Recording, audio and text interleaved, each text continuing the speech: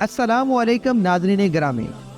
ابلیس بنی نوع انسان کا سب سے بڑا دشمن، جس نے اپنے ساتھیوں اور پورے خاندان کو اس کام پر لگا رکھا ہے کہ آدم کی اولاد کو قیامت کے دن ناکام کر دے۔ لیکن ابلیس کے خاندان میں ہی پیدا ہونے والا وہ کون شیطان تھا جس نے ابلیس سے بغاوت کر دی اور محمد صلی اللہ علیہ وآلہ وسلم پر ایمان لے آیا؟ جب اس کی ملاقات حضور اکرم حضرت محمد صلی اللہ علیہ وآلہ وسلم سے ہوئی تو اس نے آپ کو کیا بتایا، اور اب وہ شیطان کہاں ہے؟ اللہ تبارک و تعالیٰ نے انسان کو مٹی اور جنات کو آگ سے پیدا فرمایا، انہی جنوں میں سے ایک جس کا نام ابلیس تھا۔ اس نے آدم علیہ السلام کو سجدہ کرنے سے انکار کیا تھا، جس کی پاداش میں اسے بارگاہ خداوندی سے نکال دیا گیا۔ ابلیس نے تا قیامت بنی آدم کو گمراہ کرنے کی قسم اٹھائی، اور اس طرح انسان اور ابلیس کی یہ تاریخی جنگ آج تک جاری ہے۔ دراصل قوم جنات کی تخلیق حضرت آدم علیہ السلام سے کئی ہزاروں سال پہلے ہی کی جا چکی تھی۔ ابلیس جو کہ قوم جنات کا ایک فرد تھا، اسے بھی اللہ نے انسانوں کی طرح شعور اور نسل بڑھانے کی قوت بخشی تھی۔ بعض شیاطین ایسے تھے جن کو اللہ نے جوڑوں میں پیدا کیا تھا، اور جس طرح انسانوں میں مرد اور عورت کے ملاپ سے بچے پیدا ہوتے ہیں، اسی طرح شیطانوں کے اندر شیطان جن اور شیاطین جننی کے ملاپ سے شیاطین بچوں نے جنم لیا۔ لہذا ابلیس کے اقربا ساتھی اور اس کی اولادوں میں بھی وقت کے ساتھ ساتھ اضافہ ہوتا چلا گیا، اور لشکر ابلیس بنی نوع انسان کو گمراہ کرنے کے لیے اس زمین پر پھیل گیا۔ ابلیس کے مختلف بیٹے اور پوتے مختلف کاموں پر مامور ہو گئے۔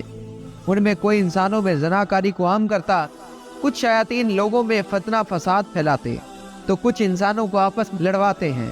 اس طرح شیطان کی اولادیں اور خاندان کی تعداد بے انتہا جو مختلف برائیوں کو عام کرتے ہیں اور انسانوں کو گناہ میں ملوث کرتے ہیں۔ لیکن ابلیس کے ان تمام بیٹے پوتیوں اور خاندان میں ایک شیطان ایسا بھی ہے جس نے اپنے جد امجد ابلیس سے بغاوت کی تھی اور گمراہی کے اس راستے کو چھوڑ کر راہ حق پر گامزن ہوا تھا۔ یہ شیطان ابلیس کا پوتا تھا، اور اس نے نبی کریم حضرت محمد صلی اللہ علیہ وآلہ وسلم سے ملاقات کی تھی اور آپ پر ایمان لایا تھا۔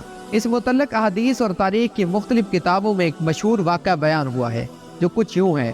حضرت انس بن مالک اور حضرت عمر بن خطاب رضی اللہ تعالی عنہ سے روایت ہے کہ ایک روز ہم نبی اکرم حضرت محمد صلی اللہ علیہ وآلہ وسلم کے ہمراہ مکہ کے جنگلات کی طرف نکلے۔ ہم تہامہ پہاڑوں کی ایک پہاڑ پر پہنچے اور ایک بوڑھا شخص نمودار ہوا جو اپنی لاٹھی کے سہارے چل رہا تھا۔ اس نے حضور اکرم حضرت محمد صلی اللہ علیہ وآلہ وسلم کو سلام کیا، اور آپ صلی اللہ علیہ وآلہ وسلم نے سلام کا جواب دیا اور فرمایا، یہ بوڑھا اپنی چال ڈھال اور آواز سے جن معلوم ہوتا ہے۔ اس بوڑھے نے کہا، جی ہاں، آپ کا اندازہ صحیح ہے۔ آپ صلی اللہ علیہ وآلہ وسلم نے اس سے دریافت کیا کہ تو کون ہے اور تیرا تعلق جنوں کے کس گروہ سے ہے؟ تو اس نے کہا، میرا نام حامہ ہے اور میں ہیم کا بیٹا ہوں، جو لاقیس کا بیٹا ہے، اور لاقیس ابلیس کا بیٹا ہے۔ اس پر نبی اکرم حضرت محمد صلی اللہ علیہ وسلم نے فرمایا، گویا تیرے اور ابلیس کے درمیان صرف 2 پشتوں کا فاصلہ ہے۔ اس نے کہا، ہاں، آپ نے درست فرمایا۔ پھر آپ صلی اللہ علیہ وسلم نے اس سے دریافت کیا کہ تیری عمر کتنی ہے؟ اس نے کہا کہ یا رسول اللہ، جتنی عمر اس دنیا کی ہے اتنی ہی میری عمر ہے شاید، یا اس سے شاید کچھ کم ہوگی۔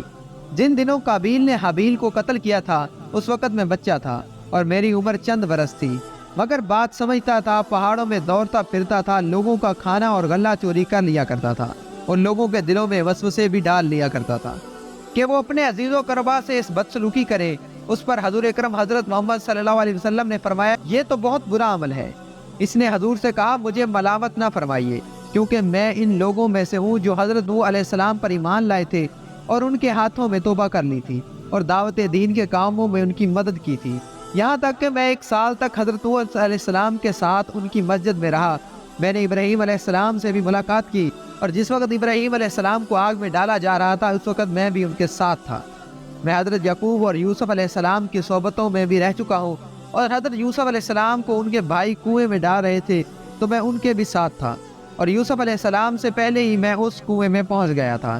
میں حضرت موسیٰ علیہ السلام سے بھی مل چکا ہوں اور ان سے تورات بھی سیکھی ہے، اور میری ملاقات حضرت عیسیٰ علیہ السلام سے بھی ہوئی ہے۔ اور جب میری ملاقات حضرت عیسیٰ علیہ السلام سے ہوئی تو میں نے موسیٰ علیہ السلام کا سلام ان کو پہنچایا تھا۔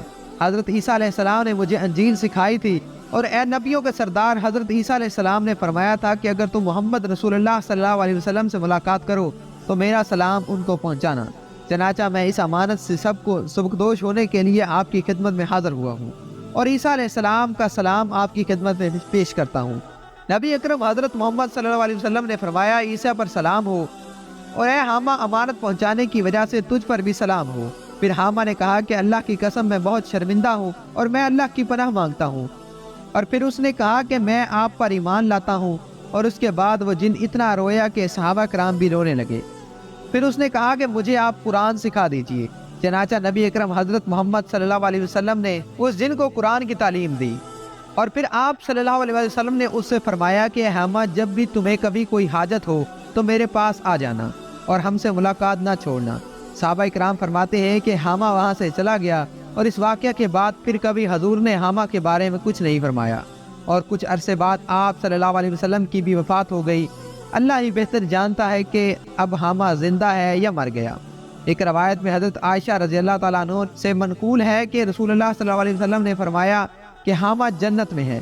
بلا شبہ اللہ جسے چاہتا ہے ہدایت دیتا ہے۔ ہدایت اور نور ہر اس مخلوق کے دل میں سما سکتی ہے جو اپنے گناہوں سے توبہ کر لے اور حق کو قبول کر لے، خواہ وہ خدائی کے دعوتدار فرعون کے گھر میں رہنے والی بی بی آسیہ ہو یا کسی گناہ گار کے گھر پیدا ہونے والا نیک صفت انسان۔ اللہ پاک ہم سب کو نیک راہ پر چلنے کی توفیق عطا فرمائے، آمین ثم آمین۔ امید کرتے ہیں کہ آپ کو ہماری یہ ویڈیو پسند آئی ہوگی۔ اگر آپ کو ہماری یہ ویڈیو پسند آئی ہو تو ہمارے چینل کو سبسکرائب کریں، ویڈیو کو لائک کریں اور بیل آئیکن کو ضرور پریس کریں تاکہ ہر آنے والی نئی ویڈیو آپ تک جلد از جلد پہنچ سکے۔ اللہ نگہبان۔